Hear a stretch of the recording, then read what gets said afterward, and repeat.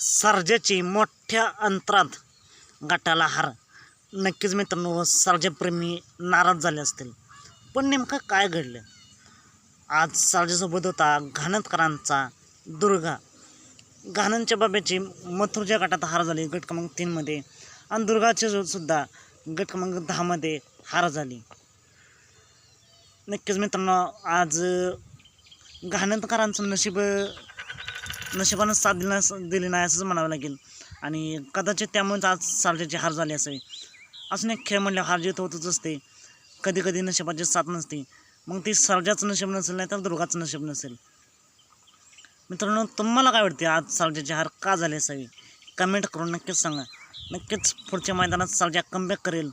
पुढील मैदानासाठी सर्जा आणि दुर्गाला खूप साऱ्या शुभेच्छा. मित्रांनो, हे मैदान तुम्ही P3 लाईव्हला पाहू शकता, गट क्रमांक 10.